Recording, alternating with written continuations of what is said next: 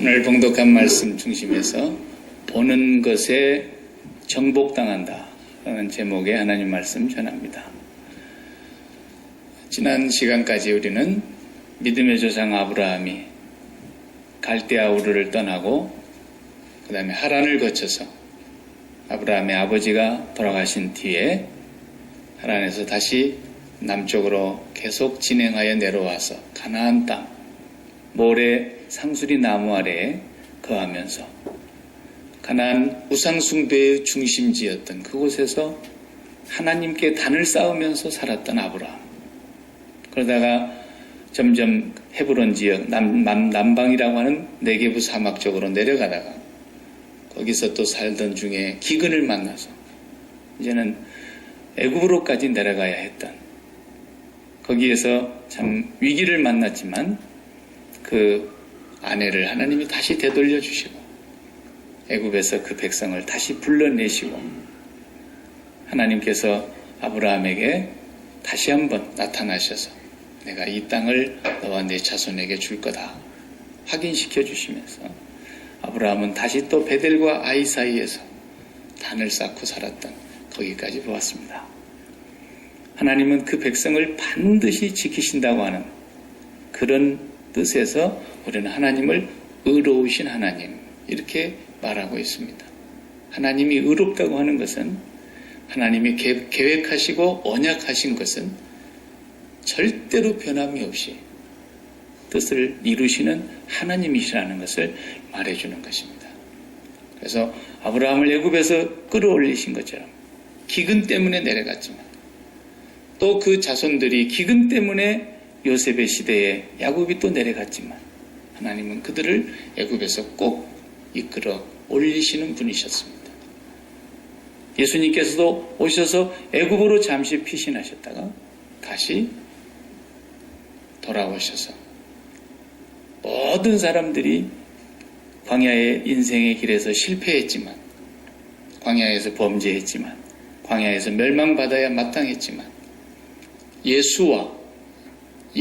여호수아를 통해서 가나안 땅을 다시 데리고 들어가셨던 것처럼 예수 그리스도께서 광야에서 시험에서 승리하시고 예수 그리스도가 우리를 하나님께로 이끌어 가시겠다고 하시는 그 구원의 대서사시 같은 그 여정을 그림으로 하나님이 보여주고 계시는 것입니다. 그래서 하나님의 백성들은 특별히 관리하시는 겁니다. 어려움을 만날 수도 있고 고난당할 수도 있고, 그렇지만 하나님의 백성은 하나님이 절대로 포기하지도 않으십니다. 한 명도 남김없이 하나님 다 찾으신다고 하는 것입니다. 오늘 본문에는 다시 돌아와서 전에 쌓았던 그 단을 쌓았던 곳에 돌아왔는데 또 시험이 생겼습니다. 이 앞의 시험은 너무 먹을 게 없어서 가난한 상태가 돼서 경제적인 극심한 어려움을 당하면서 당한 시험이었다고 한다면, 오늘 또 만나는 시험은 너무 부요해가지고 너무 풍성해져가지고 너무 가진 재물이 많아져가지고 또 시험이 온다고 합니다. 이 사람 사는 게 그렇지 않습니까? 부자는 부자대로 시험이 있습니다. 가난한 사람 가난한 대로 시험이 있고요. 시험이 없는 사람이 없어요. 나는 언제나 좀 돈 걱정 안 하고 살까. 그래서 돈이 막상 들어오면 돈 때문에 또 많은 손해와 시험이 당합니다. 오늘 그런 내용이 또 기록이 되어 있지 않습니까? 애굽에서 나올 때 아내 때문에 그동안에도 재물이 적지는 않았는데 아내를 바로에게 후궁으로 들여보내는 마당에 그 재물을 얼마나 많이 받았습니까? 노비도 많이 받았습니다. 모든 가축을 다 끌고 다시 올라와 놓고 보니까 문제가 생겼습니다. 너무 많아졌어요. 그래서 싸우는 소리가 들립니다. 한 방에서 오글오글 하고 그냥 이불 하나 덮으면서 네 이불 내 이불 없이 막 끌어당기고 그렇게 살던 시절에는 별로 그래도 싸우고 그런 일들이 심하지 않은데, 언제 많이 싸우냐면 부모가 죽어서 이제 유산을 나누려고 그러면 싸움을 합니다.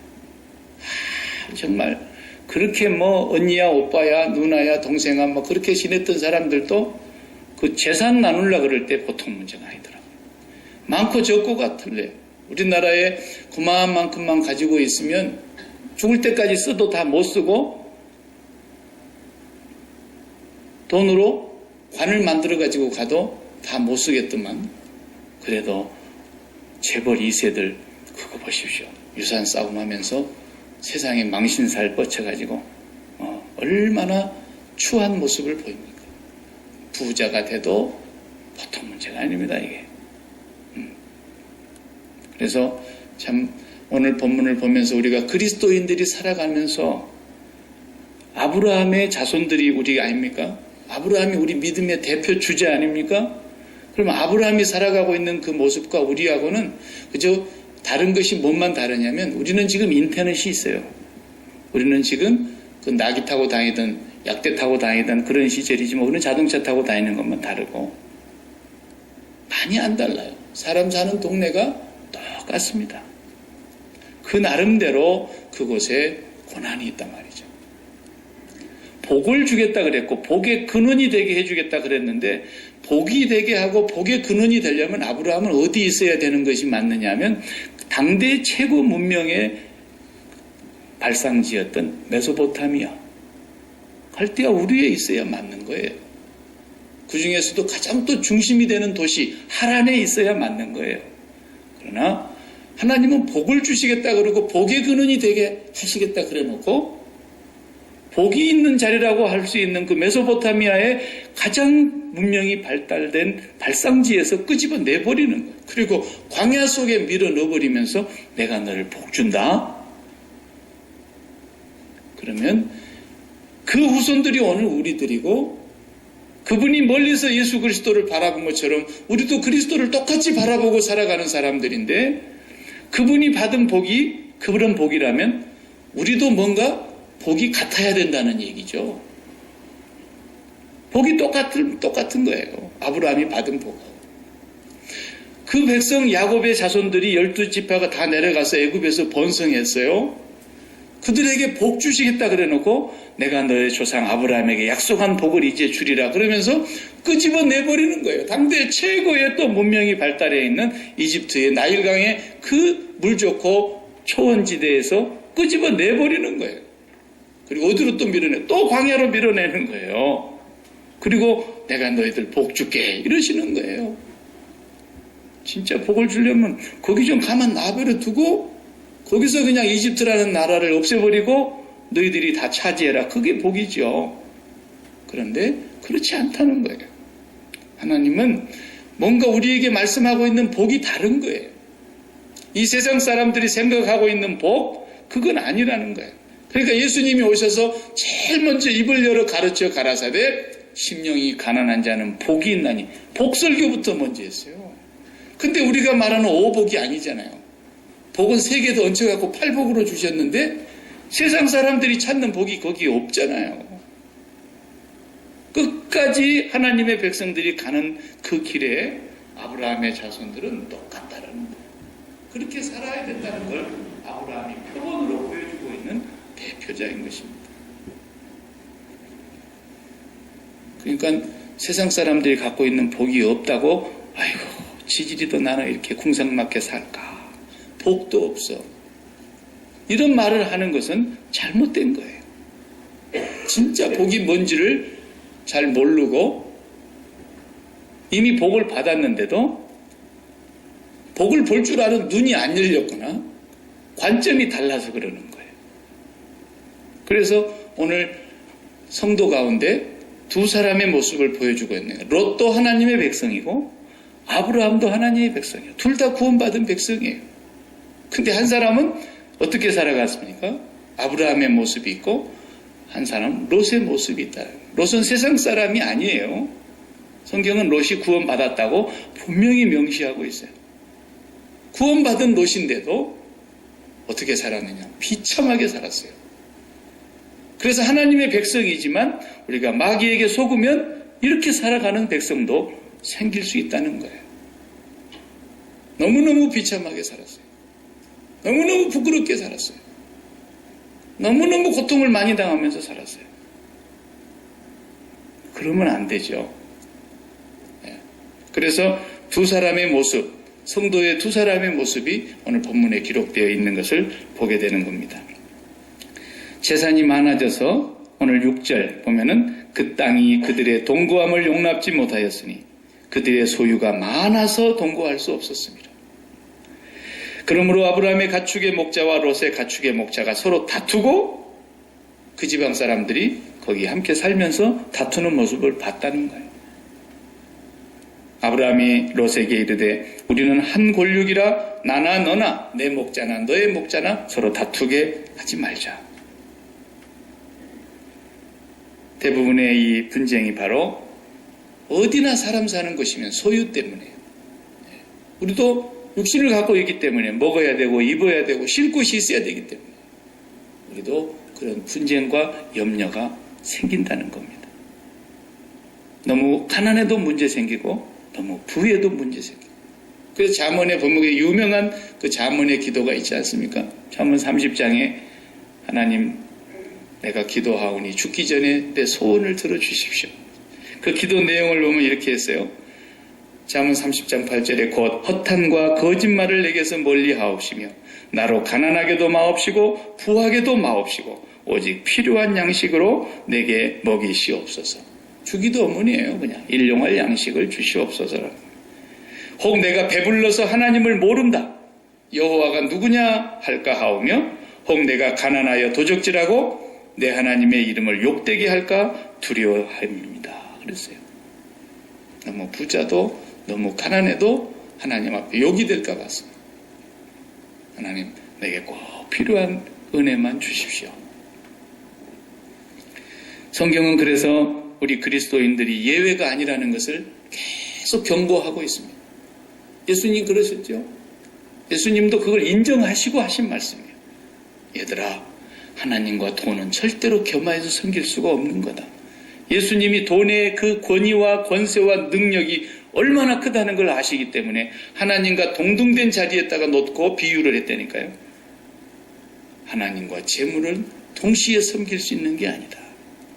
거기에 돈이라 그랬어요. 예수님도 돈, 맘몬이라는 말을 썼거든요. 거기서 온 말이 머니거든요. 하나님과 머니는 절대로 같이 섬길 수 있는 게 아니야.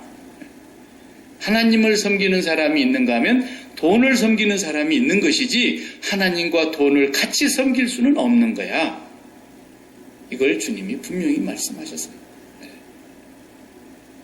예수님 설교를 하고 있는데 저분 정도면 내한테 조금 경제적인 도움을 줄 수 있을까 생각해서 한 사람이 은혜를 받고서는 어떻게 얘기합니까? 선생님 우리 형 보고 우리 아버지 유산을 공평하게 좀 나누게 해달라고 선생님께서 명을 내려주시기 바랍니다. 그랬잖아요.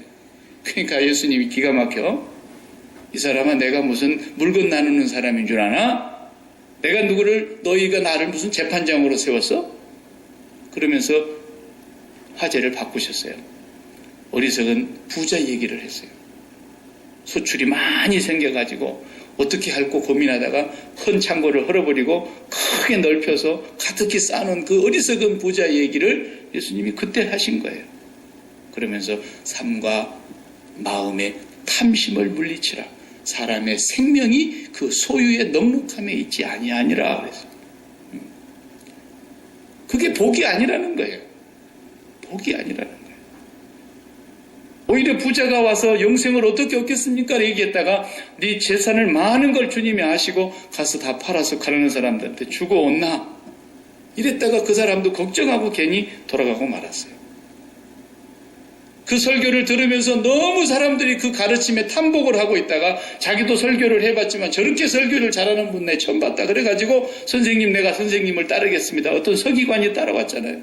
그러니까 이복에 여우도 굴이 있고 공중에 나는 새도 머리를 깃들일 때가 있는데 나는 인자는 머리 둘 데가 없어. 뭐 나 따라오면 철밥통 될 줄 알아? 이렇게 말씀하신 거예요. 그러니까 하나님의 백성이 가는 길은 애굽 땅에 사는 게 아니고 거기서 광야로 나오는 거라는 거예요. 아브라함도 애굽으로 나아가서 어떻게 좀 이 기근을 피해볼까 하다가 도리어 망신살만 뻗쳐가지고 다시 돌아왔어요. 광야로 나오는 삶이라는 거예요. 그 말은 하나님과의 어떤 관계를 얘기하는 겁니다. 하나님과의 언약을 얘기하는 겁니다. 하나님과 연결되는 걸 말하는 거예요. 하나님의 백성의 가장 큰 복은 뭐예요? 하나님과 연결되는 거랍니다. 그런데 많이 가지고 있는 사람은 잘 연결이 안 돼요. 자기가 연결하고 있는 것이 있기 때문에 이미. 근데 광야로 밀어내놓고 보니까 물이 있기를 합니까? 양식이 있기를 합니까? 그늘이 있기를 합니까? 잠잘 곳이 있기를 합니까? 그러니까 아무것도 의지할 곳이 없는 그곳에 하나님 한 분밖에는 바라볼 곳이 없어요. 그것이 진짜 복이라는 걸 지금 가르치려고 훈련장으로 끌고 나오는 거예요. 그런데 하나님 대신해서 다른 것으로 끈앞풀을 만들려고 하니까 그쪽으로 계속 눈이 돌아가는 거예요. 누가 그렇게 아브라함 옆에 살면서 눈이 돌아갔느냐? 롯이 그렇게 돌아간 사람 아닙니까? 우리가 롯의 얘기를 한두 번 들은 게 아니죠? 야, 우리 이제 다투지 말자. 우리 한 핏줄의 권력인데 네 아버지 먼저 고향에서 돌아가시고 할아버지보다도 네 아버지가 먼저 죽었잖아. 그리고 내가 너를 거두어가지고 여기까지 왔는데 네하고 나하고 딱 유일하게 핏줄은 둘 뿐인데 싸워도 되겠냐? 우리 여기서 깨끗이 서로 갈라서서 떠나자. 땅 한 평도 없으면서 네가 우하면 나는 좌하고 나는 좌하면 네가 좌하면 나는 우할게. 남의 땅 가지고 지금 그래도 서로 떨어져 살기를 요구한 거예요. 아브라함이 적어도 어른이고 삼촌이시고 조카 사이에서 그래도 롯은 한 번 정도는 삼촌 먼저 이렇게 해야 되는 것이 사람의 도리인 거예요. 그게. 근데 뭐 말 떨어지기가 무섭게 눈을 들어 소할 땅 요단가에 그 아름다운 물 많고 목초지가 풍성한 곳을 금방 찾아가는 거예요. 삼촌 나 이쪽입니다. 두 말도 않고 모든 소유를 이끌고 그리 다 떠났습니다. 똑같은 하나님의 백성인데 한 사람은 거기를 눈을 들어 바라봤다 그랬어요. 그리고 롯이 다 떠나고 난 뒤에 하나님이 아브라함에게 나타나셨습니다. 오늘 본문. 너도 눈을 들어 동서남북을 바라보라. 내가 이 땅을 너와 네 자손에게 주리라. 사람이 땅에 티끌을 셀 수 있다면 네 자손들도 셀 수 있을 것이다마는 어떻게 우리가 티끌을 셀 수 있겠어요? 셀 수 없는 내 자손들이 많이 주어지게 될 것을. 동서남북을 줬는데 어디를 준 거예요 도대체? 땅을 준 게 아니에요. 너와 내 자손에게 주리라. 사도 바울은 갈라디아서에서 바로 이 본문을 해석하고 있어요. 갈라디아서에서 뭐라고 해석하고 있냐면 제가 그 본문을 여러분과 함께 읽기를 원합니다. 갈라디아서 3장 16절. 이 약속들은 아브라함과 그 자손에게 말씀하신 것인데 여럿을 가리켜 그 자손들이라 하지 아니하시고 오직 하나를 가리켜 내 자손이라 하셨으니 곧 그리스도라 그랬어요. 벌써 아브라함에게 말씀하고 있는 너와 내 자손들이라고 하지 않고 너와 내 자손에게 주리라 하신 그 단수로 말한 그 자손이 누구냐? 곧 그리스도다. 그리스도를 통하여 하늘의 별처럼 바다의 모래처럼 셀 수 없는 하나님의 백성들이 주어지게 될 것을 하나님이 지금 약속하고 있는 거예요. 아브라함을 통해서. 그러니까 너는 여기 땅에 머물러 있어라. 뭐 물이 없어도 괜찮고 풀이 모자라도 괜찮고 네가 나와의 언약만 지키고 믿음으로 여기 있는다고 한다면 나는 그 언약을 반드시 이루는 의의 하나님이다라는 거예요. 아브라함에게 다시 한번 나타나서 확인시켜주고 계십니다. 롯은 그걸 전혀 보지 못하고 자기가 육신의 눈으로 보고 있는 꼭 예수는 믿지만 세상 사람들이 보고 있는 똑같은 눈으로 본 대표주자가 롯입니다. 교회는 다니고 하나님의 백성이라는 명칭은 있는데 사는 삶은 똑같이 하나님의 사람들이 아닌 세상 사람들이 보는 가치관과 세계관을 가지고 세상을 살아가는 사람의 대표자예요. 그래서 이 사람은 결국은 점점 요단가에서 결국 어디까지 들어갔다 그랬어요? 오늘 보니까 소돔 땅까지 들어갔다고 모세가 기록하고 있어요. 소돔 땅은 여호와 앞에 큰 죄인들이었다 그랬지 않습니까? 소돔이 도저히 사람으로서 살 수 없는 짐승처럼 살아가는 소돔이들이 모여 사는 소돔성이었다. 네. 세상에 그때도 레즈비언이 있었고 그때도 전부 개들이 그렇게 몰려 살았다는 거예요. 거기에. 그런 땅까지 조금씩 세상의 영광을 바라보면서 들어갔던 겁니다.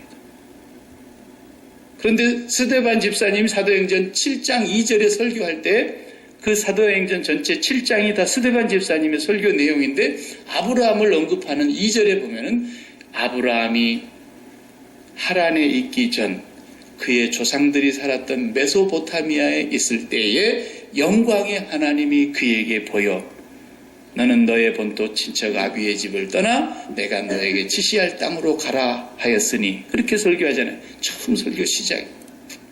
아브라함에게 그때 나타나셨던 영광의 하나님. 아브라함은 영광의 하나님을 거기서 보았어요.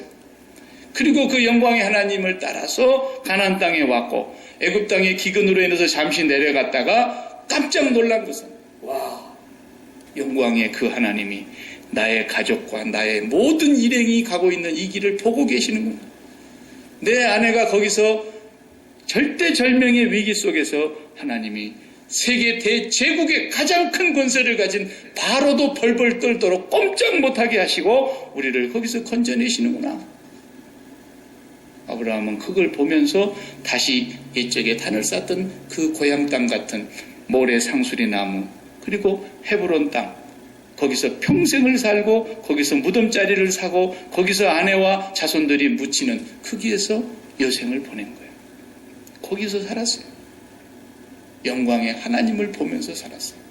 롯은 세상의 영광을 바라보고 갔어요. 눈에 보이는 육신의 정욕을 보고 갔어요.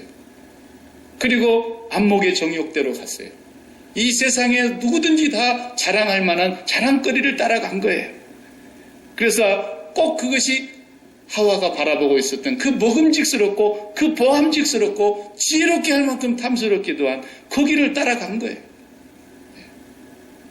물이 넉넉하고 초원이 활짝 펼쳐져 있는 그것을 향해서 갔어요.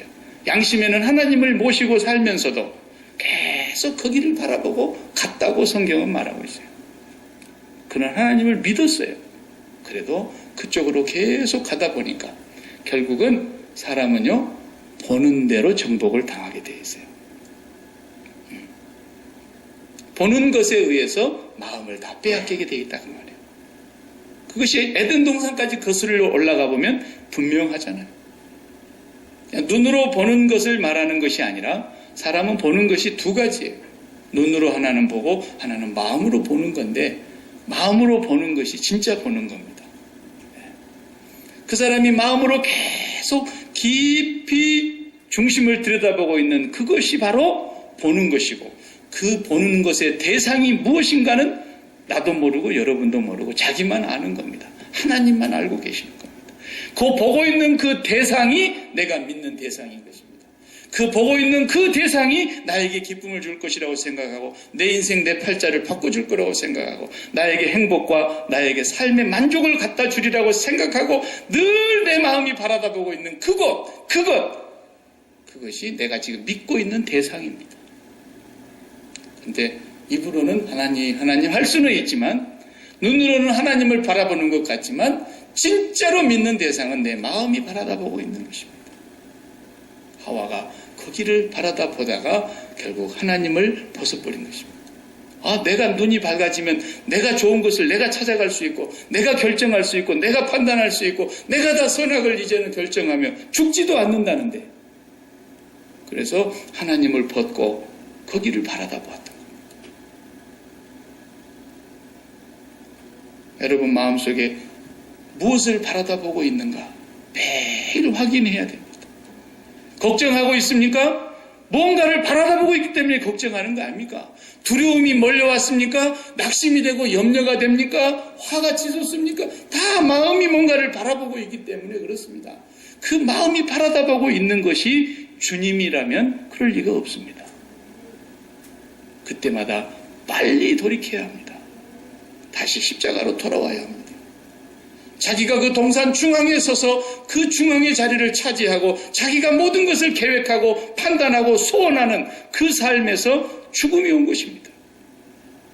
빨리 변두리로 나가야 동산 중앙이 바로 보이는 거죠. 그 중앙에 하나님이 다시 세웠습니다. 십자가를 세운 것입니다. 예수 그리스도를 다시 바라보게 하려고 주님이 오셔서 거기 달리신 것입니다. 모두가 다 그를 바라보라는 거예요. 여러분 마음속에 무엇인가 딴 것을 바라보고 있다면 마음에서 일어나는 작용이 반드시 대답하고 있는 겁니다. 롯이 계속 그 마음에 잘못됐다는 걸 알면서도 들어갔어요. 점점 들어갔어요. 나중에 소돔성에서 상당한 권세를 가졌어요. 성경을 나중에 우리가 또 보겠지만 상당한 지위를 얻었어요. 그랬는데 마지막을 우리가 너무 잘 알고 있지 않습니까? 가정이 완전히 파산됐어요. 아내를 잃어버렸어요. 두 아들을 잃어버렸어요. 두 사위를 잃어버렸어요. 그리고 딸 둘 데리고 겨우 나오는데 소돔과 고모라가 불과 유황불의 심판을 받을 때 정말 불 가운데서 겨우 구원을 받았어요. 그런데 성경에 베드로 후서에 보면 그 롯의 삶을 뭐라고 베드로가 증거하고 있느냐면 베드로후서 2장 6절에 소돔과 고모라 성을 멸망하기로 정하여 재가 되게 하사 후세에 경건치 아니한 자들에게 본을 삼으셨으며 무법한 자의 음란한 행실을 인하여 게이와 레즈비언들이 가득 찬 그곳이었어요. 천사가 와서 롯을 구출하려고 할 때 아브라함의 간절한 기도를 들으시고 하나님이 천사를 보내서 롯을 구출하려고 할 때 그 롯이 살고 있던 그곳에 천사가 들어가는 걸 보고서 그 동네 사람들이 다 몰려왔다 그랬잖아요. 방금 들어간 그 멋지게 생긴 남자들 내놓으라고, 우리가 오늘 저녁에 같이 좀 즐겨야 되겠다고 그 개이들이 몰려온 거예요. 무법한 자의 음란한 행실을 인하여 고통하는 의로운 롯을 건지셨으니, 성경은 롯이 의롭다 그러네요. 그 삶 속에서 고통을 당하면서 살면서도 그 성을 빠져나오지 못했던 그 롯, 그 의로운 롯을 건지셨으니 이 의인이 저희 중에 거하여 날마다 저 불법한 행실을 보고 들음으로 그 의로운 심령을 상하니라 그랬어요. 베드로후서에 그렇게 기록했어요. 그 상하니라. 날마다 눈만 뜨면 그걸 보니까 그 소굴 속에서 살면서 빠져나오지를 못하고 거기서 세상의 영광을 다 맛보고 누리면서 잠시 잠깐의 세상의 낙을 누렸다는 말이에요. 그랬는데 거기서 얼마나 마음이 상하니라.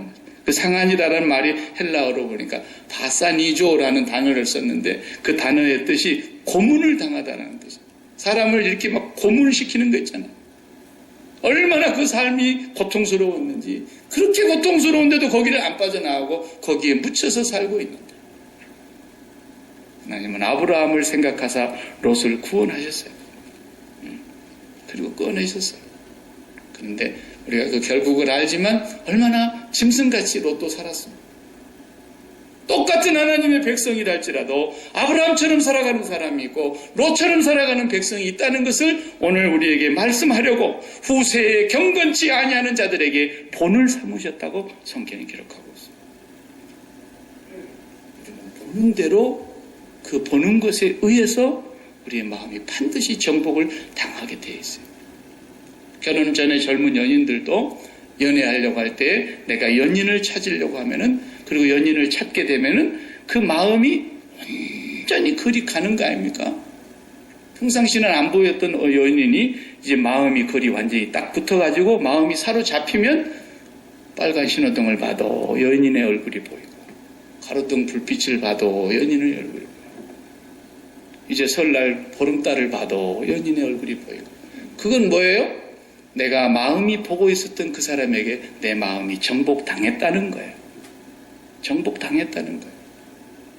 우리가 보고 있는 것에 정복당하는 거예요. 내가 하나님을 보고 있으면 반드시 거기에 정복당하는 거예요. 그래서 여호와를 앙망하라 그랬던 거죠. 마음이 바라다 보고 있는 그곳에 길이 열린다는 거예요. 반드시. 그래서 오늘 여러분 마음속에 무엇을 바라다보고 있는가를 우리가 자기가 자기를 알기 때문에 그 자기가 자기한테 날마다 들켜야 되는 거예요. 신앙은 누구한테 들키겠어요?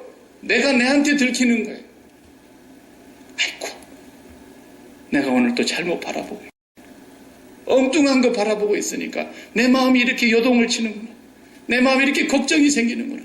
내 마음이 이렇게 화가 나고 이렇게 낙심이 되는구나. 이렇게 신경질이 나는구나. 여러분 바라다 보고 있는 것을 여러분 자신에게 얼른 들켜야 된단 말이에요. 그리고 십자가 앞으로 달려가야 돼요. 그래서 날마다 우리가 바라보던 그 시선이 내가 하나님 앞에 바르게 바라다 보고 있는 거예요. 저도 그런 날이 무수하게 많아요.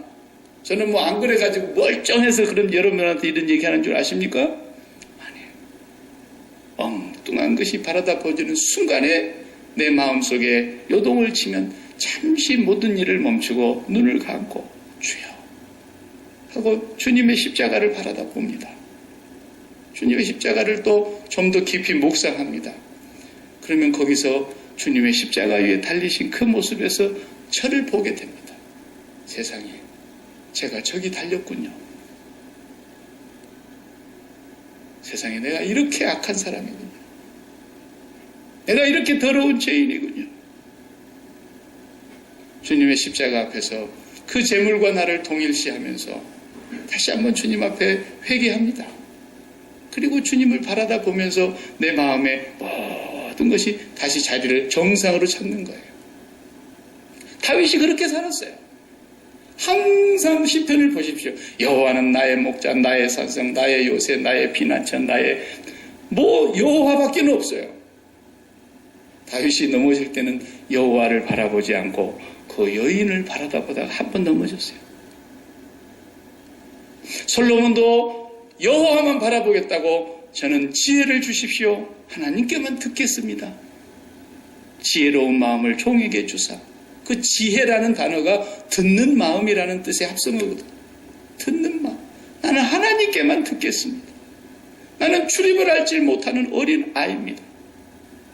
그때 그가 얼마나 영광을 하나님이 다 구하지 않아도 주셨지만 그거 하나님 안 보고 이방 여인들을 보았고 이방의 여인들이 갖고 드는 우상을 바라다보는 순간에 모든 것이 다 헛되게 돼버렸지 않습니까? 다윗의 아들 아버지는 왕위를 바라다보지 아니하고 여호와를 바라다보고 있는데 아버지 아들은 꼭 그 왕의 자리를 바라다보다가 결국은 죽었습니다.